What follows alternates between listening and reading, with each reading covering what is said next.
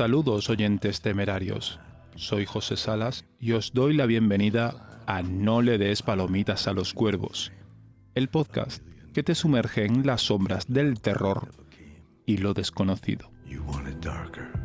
En cada episodio exploraremos las profundidades de lo macabro, desde lugares embrujados hasta encuentros con lo indescifrable. I'm ready, my lord. Prepárate para adentrarte en historias que desafían la cordura. Apaguen las luces y enciendan su fuente de luz. Suscríbete ahora y únete a nosotros en esta odisea oscura. Y recuerda que la oscuridad no devore tus palomitas en este viaje al borde del abismo. We kill the flame. Bienvenidos a No le des palomitas a los cuervos.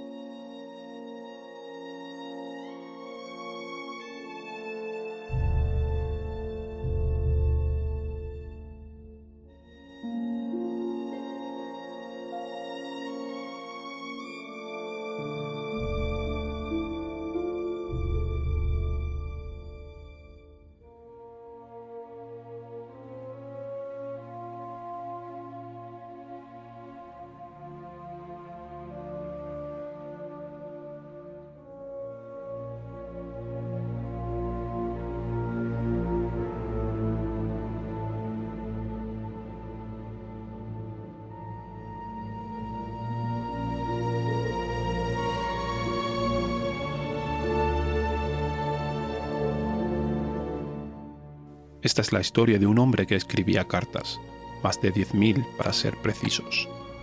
Un hombre cuyas palabras se convirtieron en puentes hacia mundos inimaginables y cuyas letras revelaban los rincones más oscuros de su mente. Su nombre, Howard Philip Lovecraft. En el año 1919, en una época de cambios y descubrimientos, un joven Lovecraft tomó su pluma y sumergió su mente en una carta destinada a un amigo. La tinta fluía con elegancia sobre el papel, capturando no solo palabras, sino también los pensamientos y emociones del autor. Esta carta en particular hablaba de una charla que Lovecraft había presenciado en la Universidad de Harvard, una charla sobre su admirador, Lord Dunsany.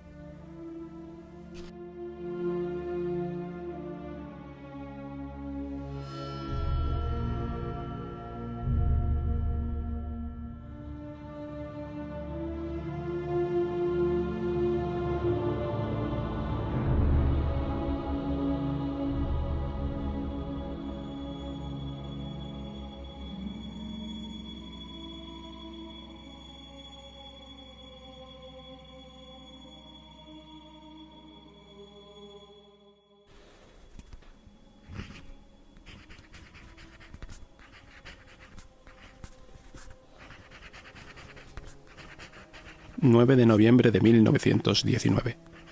a Reinhard Kleiner. Señor Don Juan Chimenea, Brooklyn, Nueva York, mujeriego y nicotínico señor. A las 7 de la mañana, el grupo consistente en la señora H., su tía, el joven Lee y Lewis Theobald, nos pusimos en marcha hacia el gran evento. Llegamos temprano al Combly Plaza y conseguimos asientos en primera fila, de tal manera que me pasé la charla sentado justo delante del orador, a menos de 2 metros de él. Dunsany entró tarde, acompañado y presentado por el profesor George Baker de Harvard. Tiene una constitución parecida a la de Galpin, 1,85 m de altura y muy delgado. Su cara es apuesta y agradable, aunque se la estropea un pequeño bigote. En cierta manera es aniñado y un poco torpe, y tiene una sonrisa encantadora y contagiosa. El cabello castaño claro, la voz suave y educada, y muy claramente británica. Pronunciaba la palabra word como si fuera where, etc. Dunsany empezó tratando la cuestión de sus ideas y métodos. Luego acercó una silla a su mesa de lectura, se sentó y se puso a leer su breve obra teatral, Los enemigos de la reina. La obrita se basaba de forma muy evidente en la historia de Nitocris, del libro segundo de Heródoto. Dunsany, no obstante, afirmó que había evitado deliberadamente leer detalles de la historia, o incluso aprenderse los nombres de sus personajes, por miedo a dificultar o perjudicar la originalidad de su trabajo imaginativo para la obra. Te aconsejo que la leas.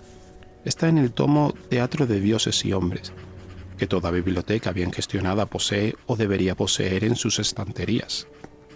Más tarde, Dunsany leyó selecciones de otras obras suyas, entre ellas una magistral pieza burlesca escrita a su estilo. Wow, the millman shouted when he shin the down. Mientras leía esta última, no pudo contenerse de sonreír ni de soltar risillas incipientes. El público era numeroso, selecto y agraciado, y después de la charla, Dunsany se vio rodeado de cazadores de autógrafos. Espoleada por su tía, la señora Hamlet a punto estuvo de reunir el valor suficiente para pedirle uno, pero le fallaron los ánimos en el último momento. Por mi parte, no intenté conseguir firma alguna, porque detesto adular a los grandes. El propio Dunsany ha escrito un texto, Fame and the Poet, publicado en la Atlantic de agosto, que muestra su desprecio por quienes lisonjean a los genios. A algunas de las personas a las que estrechó la mano, Dunsany le comentó que tenía un fuerte dolor de cabeza. Aunque había soportado bastante bien aquella jornada inusualmente fatigadora, el pobre cráneo me palpitaba y me daba vueltas de forma lamentable. El dolor había empezado en mitad del trayecto hacia la charla. Aún así, conseguí aguantar el tipo y abrirme paso por el laberinto de sillas ahora desordenadas del enorme salón de baile donde se había pronunciado la charla. Vimos que Dunsany entraba en su taxi y se alejaba. Luego fui a la parada más cercana de mi tranvía de South Station. Por supuesto, podría haber cogido el tren de Providence en el cercano Back Bay, pero odio ese sórdido caserón y quería entrar en el tren en cuanto se pudiera, ponerme cómodo en mi asiento y empezar a leer Los dioses de la vegana de Dunsany, que la señorita H. había tenido la amabilidad de prestarme. Los H. me habían invitado a quedarme a pasar la noche con ellos, pero soy un alma casera y todavía no era tarde.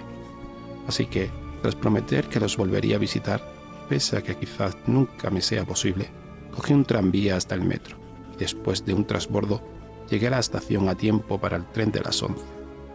Abrí el libro y desconecté del mundo y me olvidé de mi dolor de cabeza hasta que el guardafrenos gritó «Bow to Cats» y me hizo acordarme de mi casa.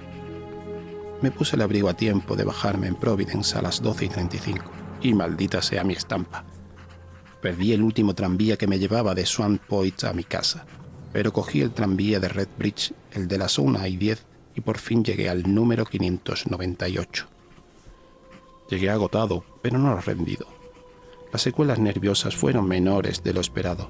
Fui capaz de salir a la tarde siguiente y comprar un ejemplar del Bondos Transcript, que traía una nada satisfactoria crónica de la charla.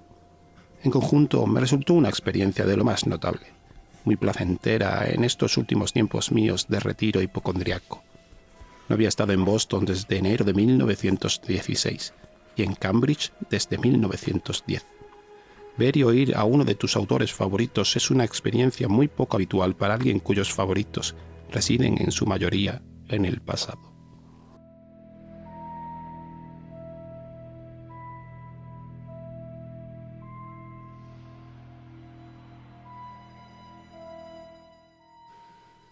Y así comenzó el viaje de Lovecraft a través de sus cartas.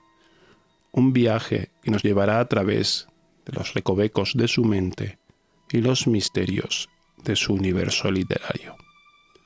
Únanse a mí mientras exploramos la correspondencia de este visionario del horror y desentrañamos los secretos ocultos en cada línea escrita. Nos vemos en la siguiente carta en No le des palomitas a los cuervos.